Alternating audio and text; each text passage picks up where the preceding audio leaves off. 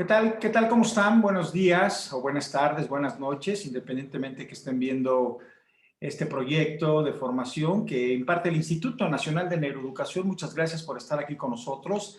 Este es un proyecto de formación que imparte el Instituto Nacional de Neuroeducación. Son las pinceladas de repaso de las clases que tiene bien por impartir ese tipo de clases, ese tipo de formaciones que imparte el Instituto Nacional de Neuroeducación por parte del instituto, de todos los que conformamos este proyecto y de mi compañera, mi querida Elizabeth Torres, la máster Elizabeth Torres.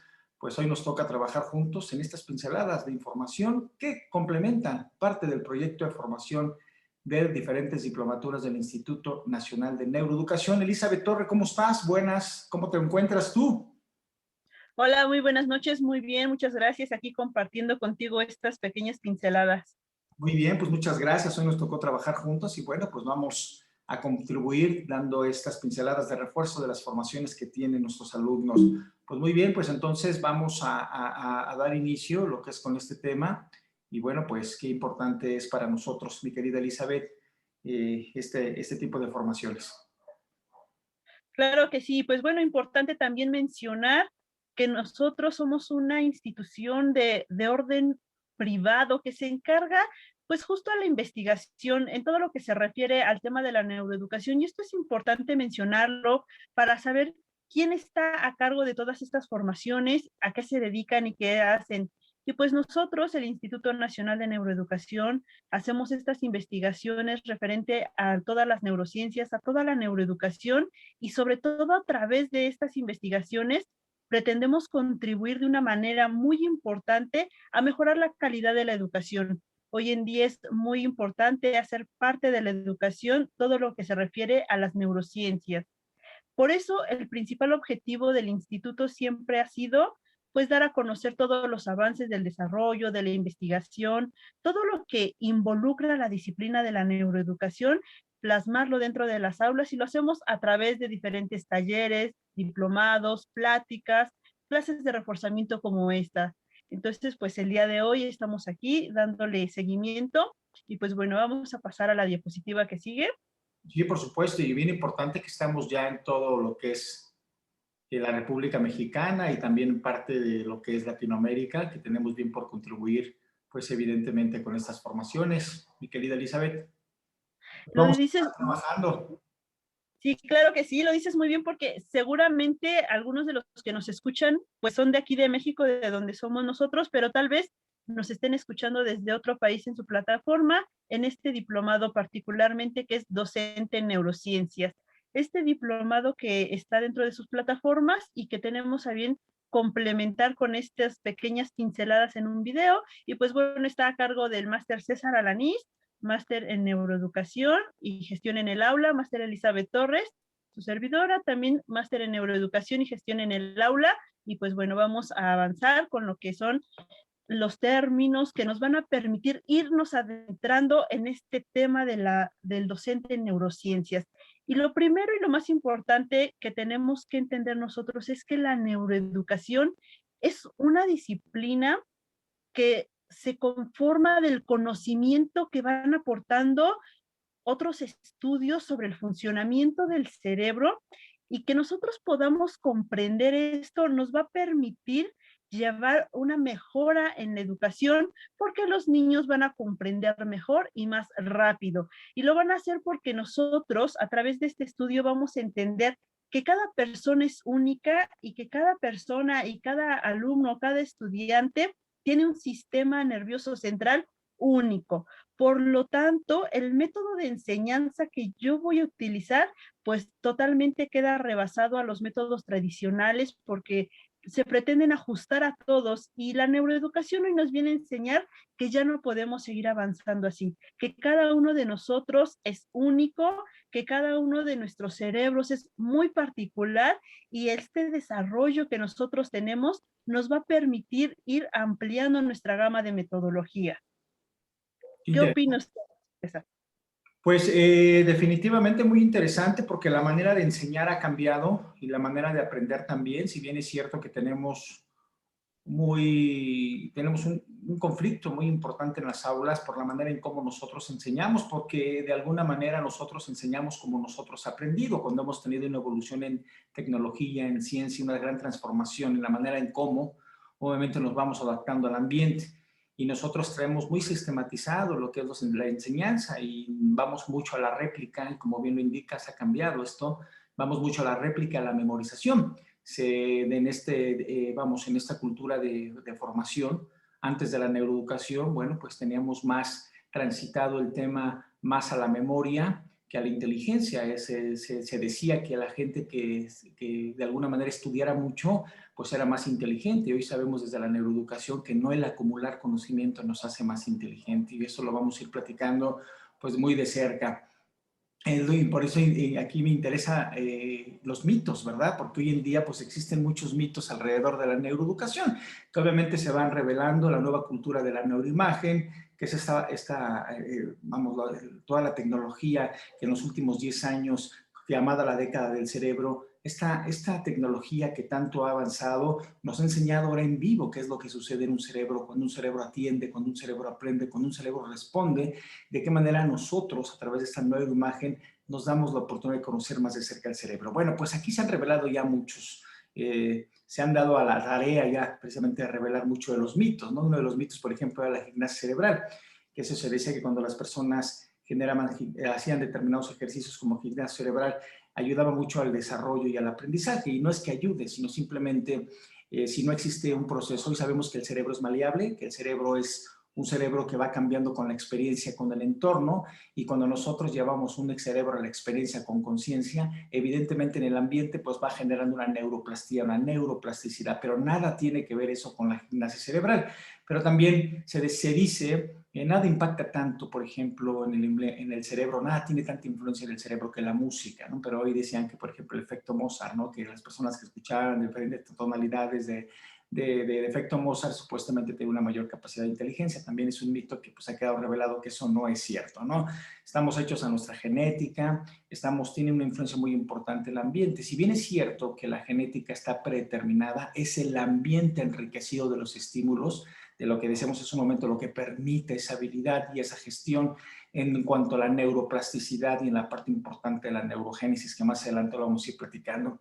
Y entonces esto también va revelando otro tipo de mitos, ¿no? Por ejemplo, que hacer ejercicios para el hemisferio derecho mejora la creatividad del estudiante. Y sabemos hoy en día que el cerebro se compone del intercambio neuronal, de redes neuronales que se componen entre sí, y estas redes neuronales viajan por todo el cerebro, está interconectada, y que viajan a diferentes dimensiones y que tienen diferentes lenguajes. Eso permite precisamente que la creatividad innata del ser humano, más el ambiente, el desarrollo y los estímulos, genere una serie de interconexiones, y no necesariamente la función del cerebro es en un solo, obviamente, hemisferio.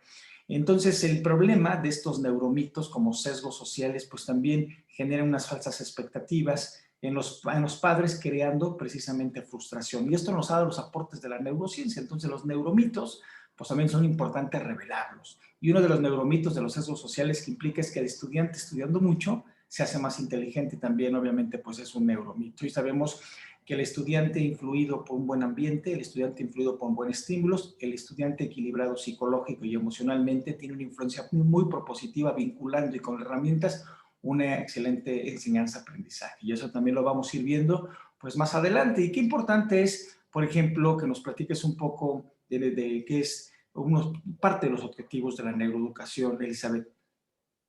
Pues sí, porque mira, realmente dentro de la docencia nos hemos interesado mucho por el aprendizaje, pero hoy en día esa visión del aprendizaje debe de ser completada con la biología de la atención, de la memoria, de las estructuras cerebrales.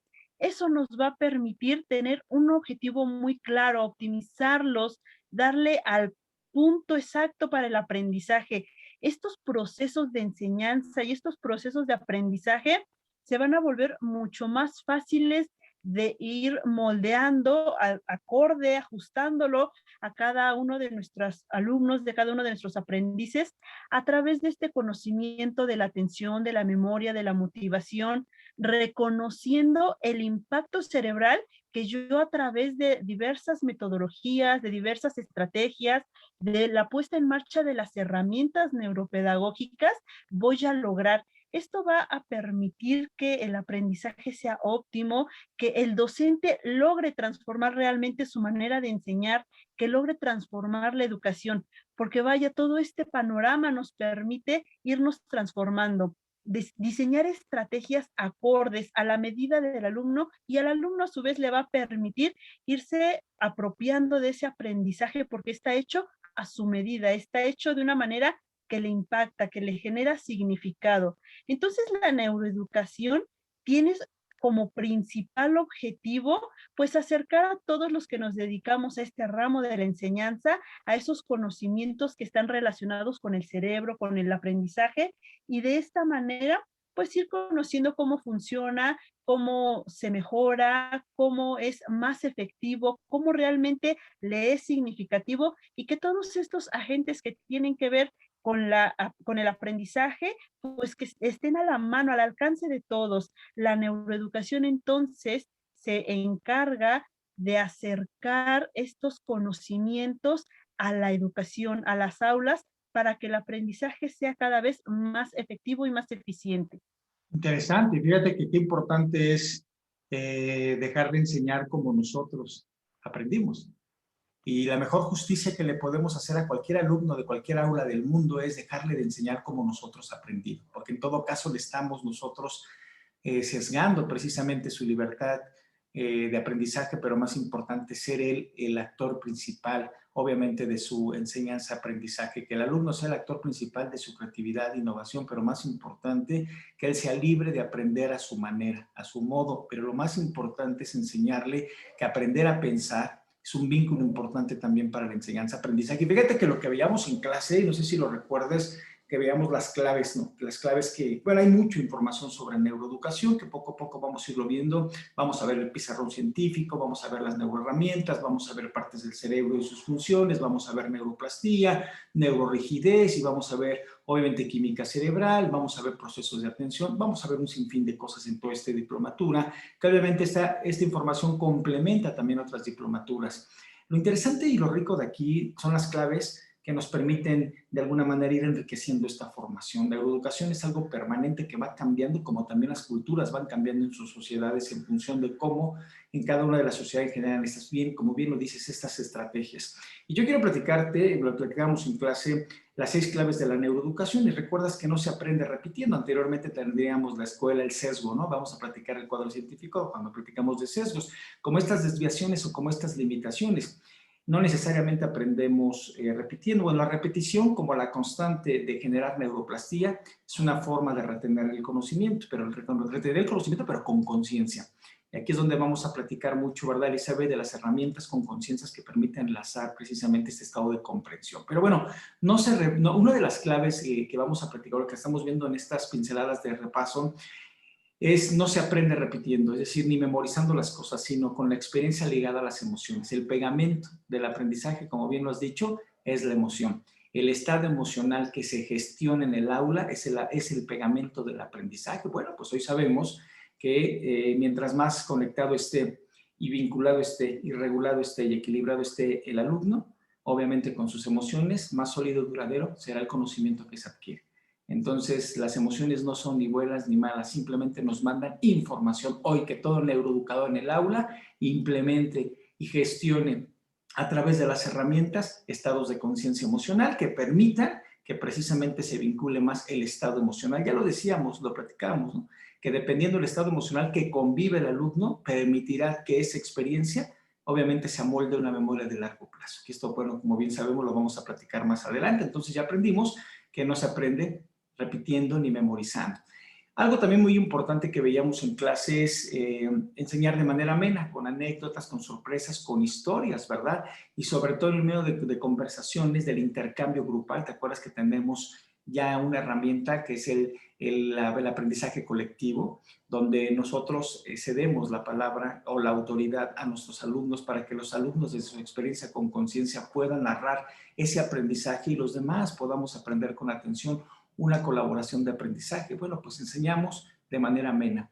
Y nadie quiere a quien no se quiere, es decir, ningún alumno le presta la atención a un maestro, a un docente, pues que no tiene esa capacidad de empatía, que a través de la sorpresa, de la intuición, a través de la curiosidad pueda generar esa tensión, ¿verdad?, en el alumno. Entonces, bajo estas condiciones, obviamente aumenta no solamente la atención, ¿verdad?, sino también aumenta que diferentes áreas del cerebro se enfoquen precisamente a la última experiencia inmediata y esto permite, a través del diálogo, a través, como hemos comentado, de las anécdotas, de las sorpresas, de la curiosidad, de la metacognición, de la pregunta, genere este tipo precisamente de atención vinculada al aprendizaje, ¿ok? Entonces, que todo docente tenga estrategias a través de la pregunta, a través de una historia. Tú y yo tenemos ahí también una conversación pendiente con el diplomado de cuentoterapia, ¿no? Y acuérdate que en cuentoterapia lo que uno dice, lo que uno escucha lo acomoda, lo transforma y lo vincula. Bueno, pues esto es básicamente parte de este proyecto. Enseñar de manera amena es vincularnos a través de las neuronas espejo y sabemos que los alumnos aprenden a través de la imitación. Tenemos un vínculo muy importante a través de la imitación, a través de las neuronas espejo, que las vamos a ir platicando. Todo lo que decimos tiene un impacto. Las palabras que decimos en el salón de clase tienen un impacto que no se las lleva el viento, las palabras generan profundas realidades y nosotros a través de nuestras palabras motivamos, inhibimos o de alguna manera excitamos la manera de atención en los alumnos. Entonces, enseñar de manera amena. Otra clave importante es todos tenemos la creatividad dentro de nosotros. La creatividad, por así decirlo, es un músculo que se desarrolla con el ambiente, con las palabras, con las emociones, mediante las actividades artísticas. Hoy fue muy importante y un estudio muy interesante donde antes de iniciar el trabajo duro del aprendizaje, de la enseñanza-aprendizaje, se deja al alumno que relaja a través del dibujo, a través del cuento, a través de la narrativa, una serie de recursos, donde el neuroeducador sabe que está relajando precisamente ese estado atencional y emocional y después entrar al trabajo duro.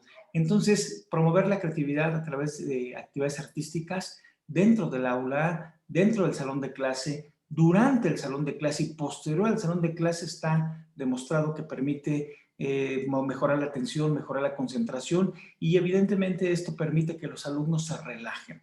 Alguien decía, y lo decía muy bien, yoga para el cuerpo como la creatividad artística para el cerebro. Y esto es algo muy interesante porque hoy sabemos mucho cómo la creatividad a través de la pintura, la creatividad a través del cuento, la creatividad a través precisamente de ciertas actividades artísticas permiten atención, concentración y lo más importante, memoria. Claves importantes de actividades extraescolares, pero también importante antes, durante y posteriormente. ¿Qué opinas, Elizabeth? Pues muy interesante. Definitivamente creo que el punto clave en estas clavecitas que estás dando es justo la vinculación.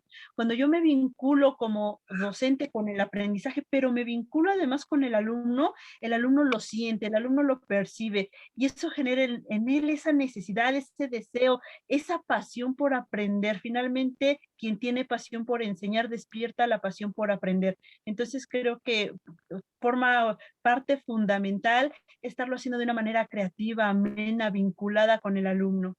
Acuérdate que en nuestra clase habíamos en una ocasión que teníamos una clase que decíamos, levantábamos el interés de decir a los niños, hoy tengo ganas de pintar y también de aprender. ¿Qué queremos hacer primero? Y los niños, pintar, evidentemente, porque el juego a través del medio artístico es una liberación.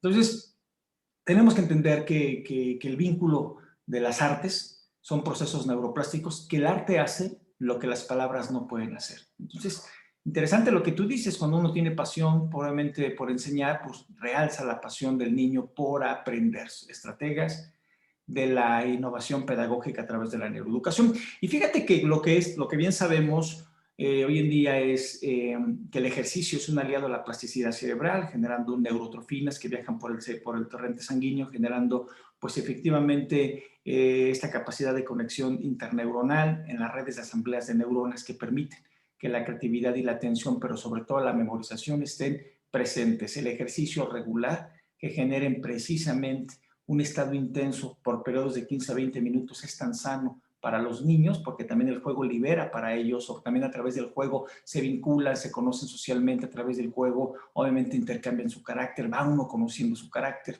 Y como bien lo hemos visto en clase, Elizabeth, es a través del juego que se va conociendo el niño a sí mismo y es a través del juego que denota su carácter. Se aprende más de un niño jugando, ¿verdad? Se aprende más de un niño jugando, observándolo, que evidentemente en clase. Entonces, qué interesante es entender que el juego, que el ejercicio regular permite asociar en esta memoria, esta capacidad de memoria que tiene de asociar ideas de una mejor manera. La actividad física también favorece la producción de sustancias que mejoran la concentración, disminuyen el estrés y regulan el descanso.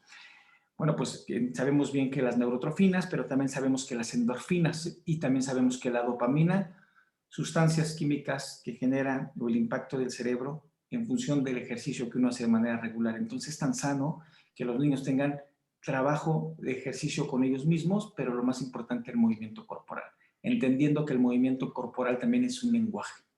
El tipo de ejercicio, el tipo de ejercicio que haga tiene es un medio, pero el lenguaje del niño a través de la expresión del juego también es un lenguaje. Entonces, también sabemos que la pedagogía del movimiento, que en algún momento en el curso, en el diplomado de neuropedagogía del juego, lo explicamos muy ahí bien, que es la pedagogía del movimiento. También se aprende con movimiento.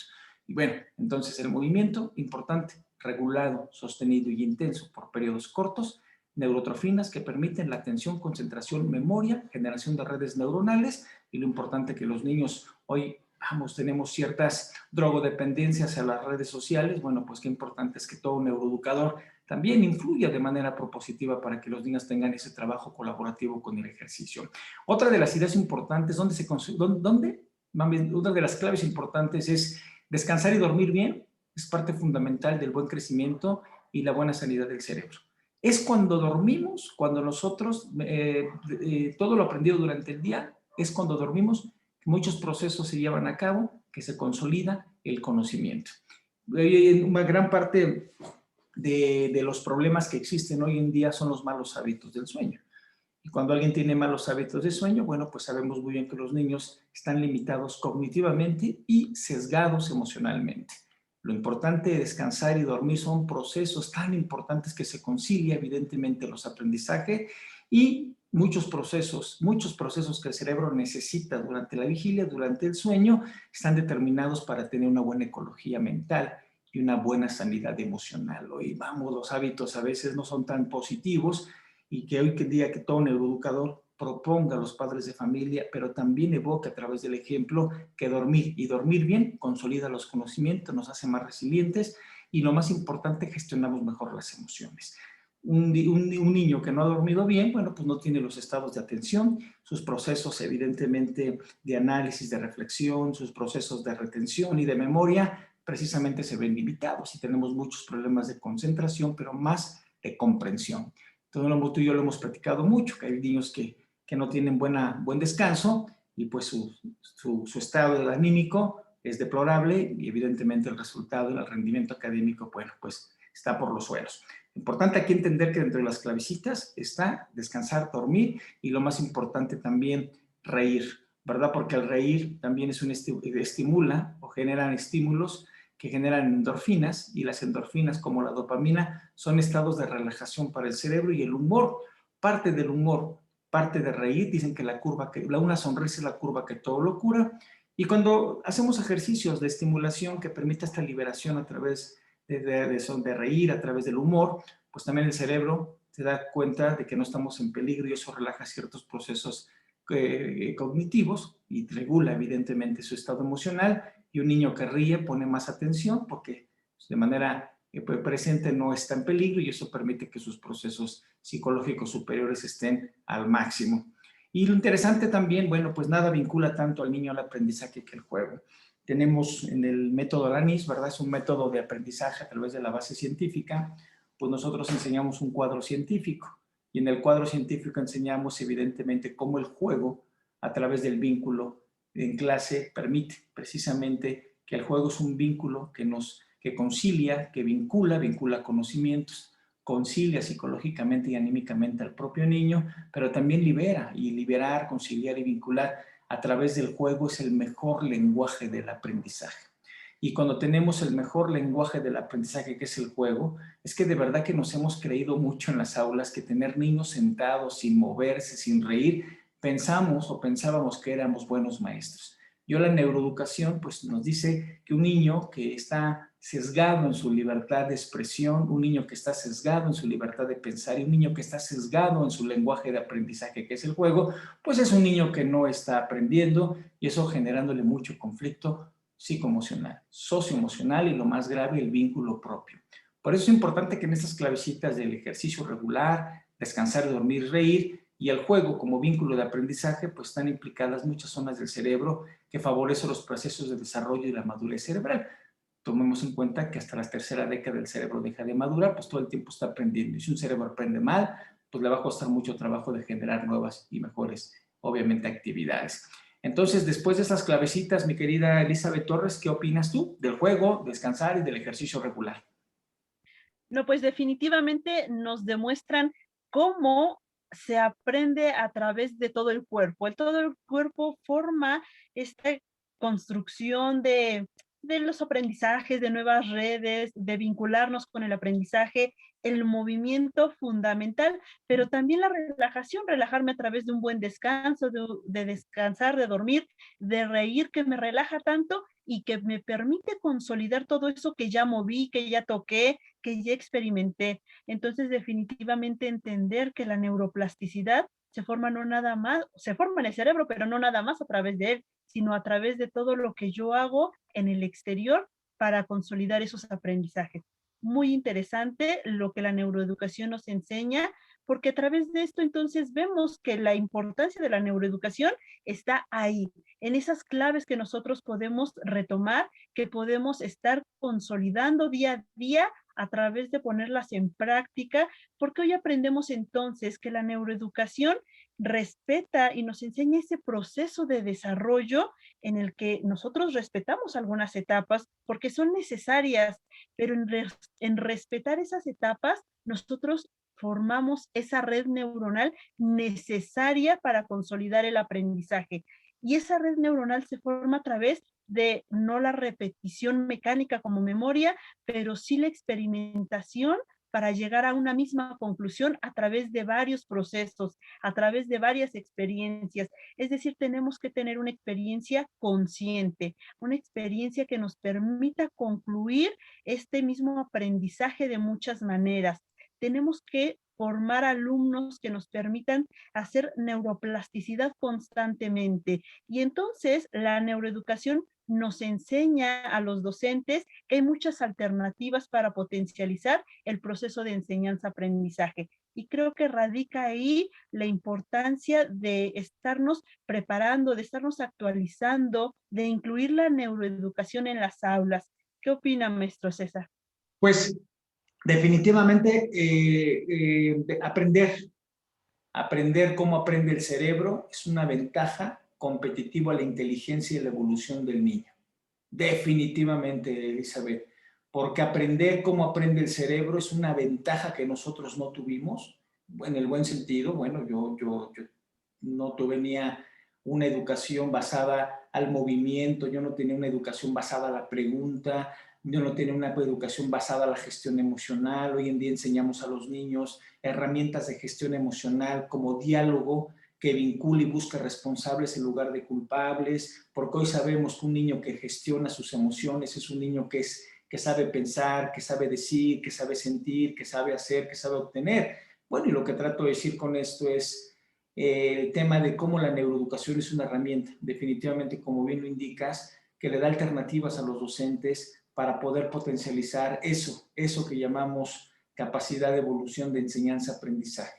Hoy el ser libres en el aprendizaje potencializa mucho la manera en cómo nosotros vamos teniendo esa autoridad en el entorno, esa autoridad en nuestra sociedad, porque pues si nos enseñan como a todos y terminamos como todos, pues yo creo que no vamos a llegar a ningún lado. Hoy en día hay mucha información y estrategias pedagógicas que permiten que las escuelas sean competitivas desarrollando el potencial de sus propios alumnos. Pero aquí lo más importante, Elizabeth, creo que es el propio maestro. El propio maestro que tiene que cambiar, que tiene que adaptarse a la nueva manera de enseñar, que tiene que adaptarse a la nueva manera de aprender. Y él mismo, tú decías algo que es maravilloso, aquel que tiene la pasión por enseñar, levanta en cada alumno la pasión por aprender. Y creo que es un reto, de verdad un reto, porque pues hoy aprendemos a través de la influencia de las neuronas espejo. Entonces imagínate cuando el neuroeducador sabe que sus palabras influyen categóricamente en el pensar y en el sentir de los niños. Y cuando el alumno, cuando el docente está influenciado porque está equilibrado con herramientas de neuroeducación a través de la base científica, pues él es el primer predictor de la gestión del cambio y él tiene que ayudar al niño a que el niño sea el propio responsable de su aprendizaje y no el niño sea la obediencia de lo que de alguna manera en su entorno está pasando. Entonces, interesante en este tema y creo que hay mucho todavía por aportar y que vamos a ir platicando. Aquí como hemos aprendido, Elizabeth, y me gustaría que aportaras aquí con tu experiencia, hoy sabemos que la emoción es el pegamento del aprendizaje y hoy sabemos que las memorias de largo plazo están determinadas por el ambiente emocional con el que se consolidó el conocimiento. Hoy sabemos que cuando estamos bloqueados intelectualmente, estamos sesgados emocionalmente y eso quiere decir que cuando nosotros no estamos con una buena autoestima, con una buena ecología emocional, cuando no gestionamos esas emociones, pues impide ese bloqueo. Nosotros llamamos la ley máximamente en el cuadro científico. Pero bueno, ¿qué opinas tú? ¿Cómo influyen los sentimientos en el aprendizaje del niño? Yo creo que son indisolubles, definitivamente van de la mano, van unidos, cognición, emoción, básicamente son uno mismo, avanzan a la par y si uno está frenado, si uno está sesgado, si uno tiene un bloqueo, sea la emoción, sea la cognición, lo va a reflejar el otro. Vemos niños frustrados, niños estresados, niños maltratados emocionalmente y cognitivamente, difícilmente alcanzan lo esperado, no alcanzan la expectativa, pero sabemos que hay algo muy importante y que se llama una sonrisa, una actitud, una emoción positiva. Considero yo que hoy un docente con una actitud positiva, un docente que sonríe, es un docente que es líder, porque es un docente que va a inspirar, que va a motivar, es un docente que al niño le va a dar una muy buena emoción y una emoción positiva generada desde el que está guiando en el aula, desde el que está coordinando el aprendizaje, eso creo que va a desbloquear muchísimo la cognición, la emoción, todos los sesgos que no están permitiendo avanzar como a la par, pero lo más importante es que le va a permitir al alumno comprender que si yo estoy viviendo una emoción positiva dentro del aula, entonces voy a querer más.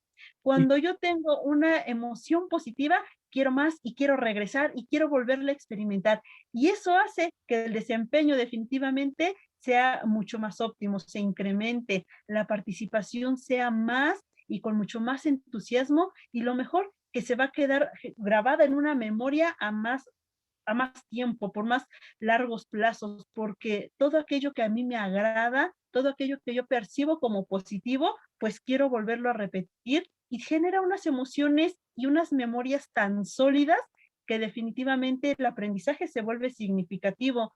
Entonces creo yo que las emociones positivas, esos sentimientos que podemos tener, generar y tener, porque vaya, nadie puede dar lo que no tiene. Si yo tengo esa actitud positiva, la voy a transmitir y eso va a ser al docente un buen líder, un buen guía. Creo que es fundamental que tengamos esa sonrisa, esa actitud, esas emociones positivas, que las tengamos para nosotros porque las vamos a poder llevar al aula. Increíble, porque dices dos cosas rescatables de lo que acabas de comentar, que es buenísimo. Es que la única ventaja competitiva que va a tener el maestro en su salón de clase va a ser su actitud. Su actitud va a ser una ventaja competitiva. Y el punto número dos, que creo que también vale mucho la pena, es que un docente con autoridad es aquel que inspira, motiva y que les parece un ejemplo a los alumnos. Y es todo lo que acabas de comentar, qué importante es que hoy que todo maestro gestione sus propias emociones y dijiste algo que es maravilloso, nadie puede dar lo que no tiene. Nadie puede dar lo que no tiene. Entonces, interesante entender que somos el resultado de nuestras últimas experiencias. Y si nosotros no vemos, interpretamos, y si nosotros no tenemos ese buen equilibrio a través de los sentimientos en el aprendizaje del niño, bueno, pues estamos estamos dándonos cuenta que ya en muchas investigaciones se sabe que el estado emocional con el que más convive el niño se convierte en su estado de ánimo. Y el estado de ánimo del niño en clase es determinante para su cognición, comprensión, y obviamente retención, comprensión y lo más importante, sentido de propósito del aprendizaje. Bueno, pues muy bien. Y fíjate bueno, pues hoy sabemos que el cerebro nunca deja de aprender, que estamos en constante cambio, que estamos influidos obviamente por nuestras experiencias. Hoy en nuestro cuadro científico hablamos mucho nosotros del observador consciente responsable, ¿verdad? Esa parte que nos hace consciente de nuestros actos y a través de lo que vemos podemos observar y corregir. Bueno, ¿hasta qué edad es más conveniente aplicar la neuroeducación? Bueno, yo creo que todo el tiempo debe de haber observador consciente responsable para observar y corregir, porque generamos neuronas, generamos neuroplastía, pero lo importante es, desde tu experiencia, Elizabeth, ¿cuál es a qué edad es más conveniente aplicar neuroeducación? Todo el tiempo va a haber neuroeducación, siempre hay neuroeducación. ¿Qué opinas? Yo creo que una edad pertinente es desde cualquier edad. Creo que hemos experimentado, hemos aplicado, hemos llevado a la práctica en muchas aulas, alrededor de muchos estados, de muchas escuelas y de muchos niveles o de todos los niveles, la neuroeducación. Y en cada nivel y en cada edad, el impacto que tienen las herramientas, el impacto que tiene todo este conocimiento de la neuroeducación es diferente y es maravilloso. Entonces, desde mi punto de vista, creo que no hay una edad precisa para aplicarlas, cualquier edad es buena, pero tendrá impactos diferentes de acuerdo al nivel de conciencia, al nivel de desarrollo de cada persona. Y fíjate que hemos dicho muchas veces que la mente que genera el problema no es la mente que lo soluciona. Lo soluciona la mente superior y significa precisamente lo que tú comentas, ¿no? La neuroeducación está puesta en marcha con estrategias que arroja la neurociencia basada precisamente en esta rama de la neuroeducación, de cómo aprende y cómo atiende. Pero algo muy importante con lo que me gusta mucho, que lo vemos en el cuadro científico, es que no es lo mismo el capital intelectual, que es el cúmulo de conocimientos, que el capital mental. El capital intelectual, pues es la suma de conocimientos, ¿verdad? Pero el capital mental nos enseña el saber pensar, el saber decir, herramientas para saber pensar que el conocimiento que nos dieron. El saber decir, el poder estructurar lingüísticamente saber decir. Tú y yo hemos platicado cómo en muchas escuelas está el saber, el acumular conocimiento, pero está la limitante del sesgo del saber decir. ¿Vale? Entonces también el saber decir construye el mundo. Somos lo que decimos y a través de lo que decimos nos construimos. Bueno, pues es parte de la psicolingüística, de la semántica. Saber pensar, saber decir, el vincular el saber sentir también, que es fundamental, saber sentir, saber hacer, saber obtener. Bueno, es parte del capital intelectual. Todos estos saberes, lo hemos platicado mucho en clase, Elizabeth, cómo es que todos estos saberes a través de la neuroeducación es un aprendizaje permanente. Que todo alumno no se vaya con capital intelectual, que también se vaya con capital mental del saber pensar. Saber pensar y pensar es un constructo de la mente, que el saber pensarse a través de las herramientas son estructuras neuronales que permiten precisamente esos estados que tú hablas, estado de comprensión. Entonces, creo que tenemos mucho que aportar, tenemos mucho que aprender y bueno, pues hay mucha estrategia neuropedagógica, pero sobre todo en el cuadro científico. Aquí hemos platicado que a veces uno de los mejores, influencias que puede tener un buen docente es acaparar la atención de los alumnos. No todos los alumnos son buenos para todas las materias. Yo asumo mi responsabilidad, mi edad adulta, que no era bueno, Elizabeth, en ciertas materias, pero no porque el maestro a lo mejor no lo enseñara bien, sino que era algo que finalmente no me atrapaba la atención.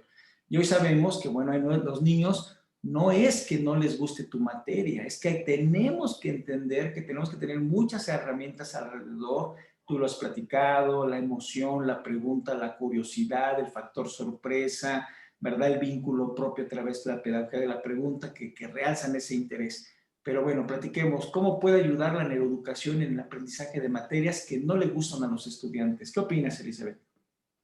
Pues yo creo que tiene mucho que aportar desde lo que hemos dicho, enseñarle a partir del juego, a partir de la motivación, a partir de la inspiración, a partir de una buena emoción. Después de una emoción positiva va a haber un cambio de comportamiento, de conducta y la mirada que voy a tener ante eso que no me agrada tanto, pues va a cambiar porque lo voy a empezar a ver desde una mirada positiva, optimista. Voy a cambiar mi actitud ante eso que no me gusta y a lo mejor no va a sobresalir porque a lo mejor no es tan bueno, pero por lo menos va a tener una actitud que le va a favorecer.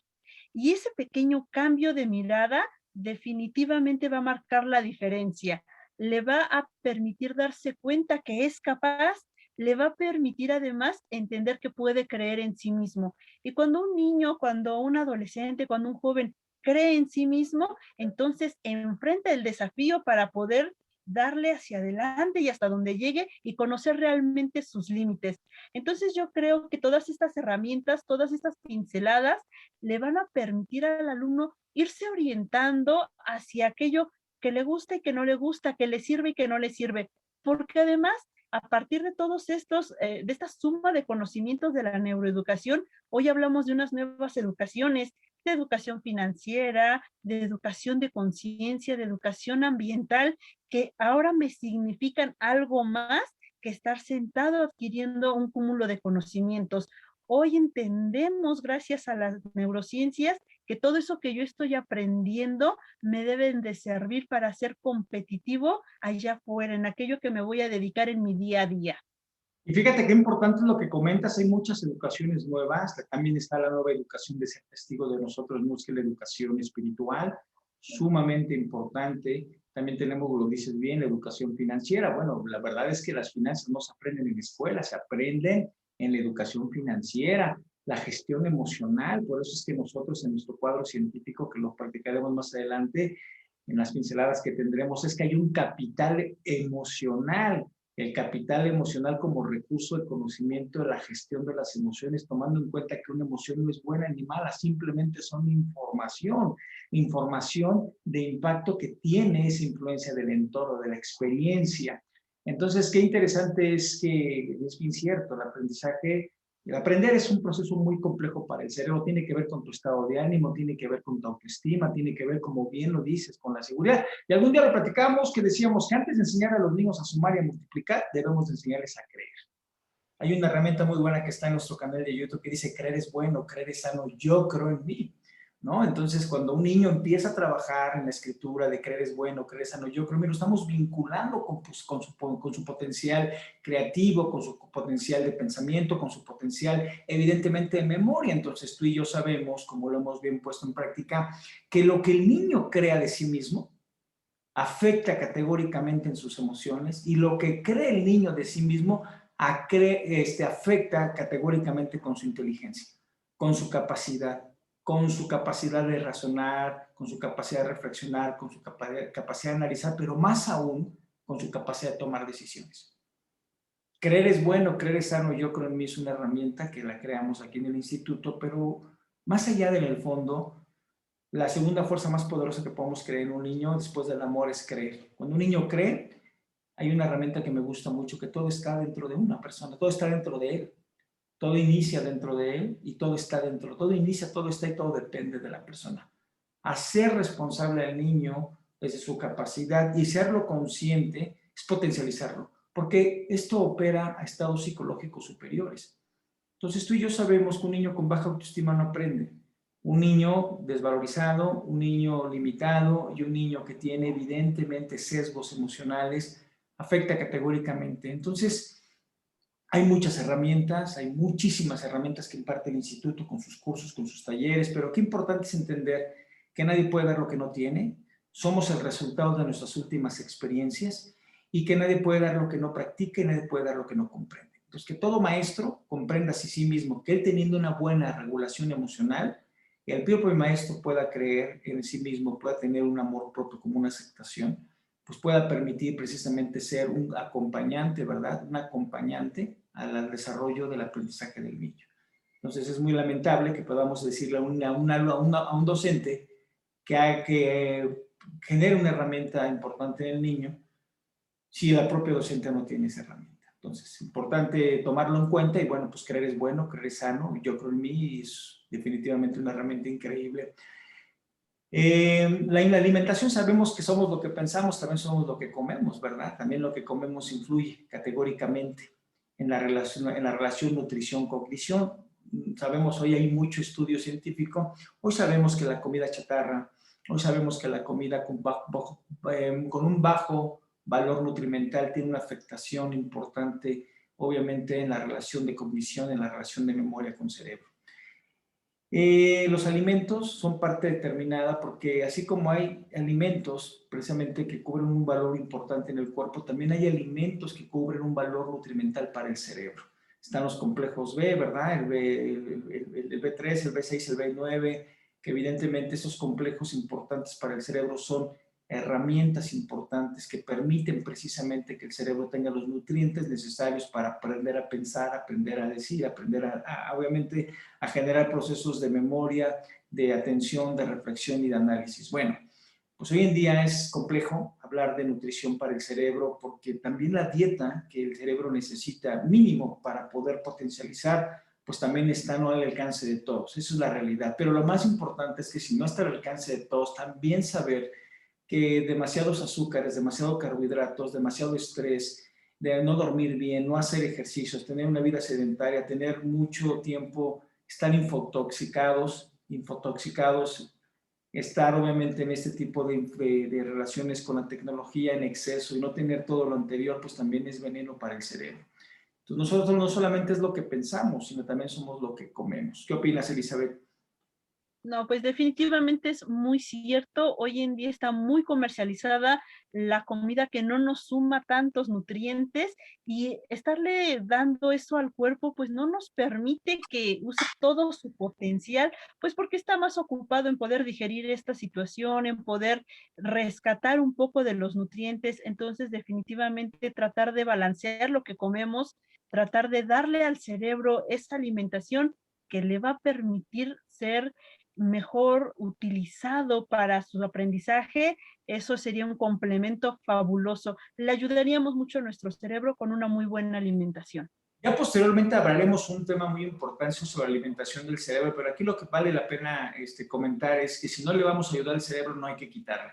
El cerebro en su atención es corto, los nutrientes del cerebro son muy específicos y hoy sabemos de alimentos que nos hacen más agresivos y hoy sabemos de alimentos que inhiben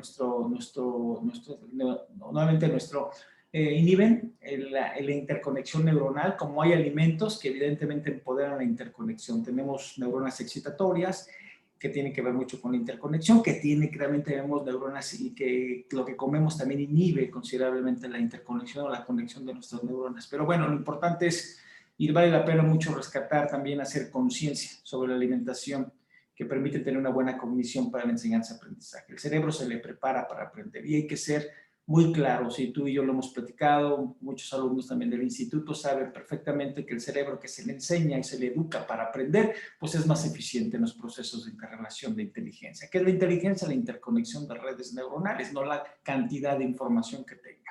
Pues muy bien, mi querida Elizabeth, pues muchas gracias. La verdad que estas pinceladas son parte importante que imparte el Instituto Nacional de Neuroeducación, que tendremos muchas pinceladas que tienen el interés de reforzar el conocimiento de las formaciones que imparte el Instituto Nacional de Neuroeducación, que son más de 100 diplomaturas en diferentes segmentos, en diferentes rubros, que van precisamente enfocados para poder generar una alternativa de actualización académica. Y bueno, pues yo gustoso contigo de compartir el día de hoy estas pinceladas. Y lo importante es que la neuroeducación ayuda a construir un conocimiento mediante el estudio del cerebro a través de la nueva cultura de la imagen. Hoy sabemos mucho de cerebro, pero lo más importante es que no se trata de nada más de saber, sino también se trata de ponerlo en práctica para que nosotros podamos ser congruentes y coherentes con lo que nosotros enseñamos.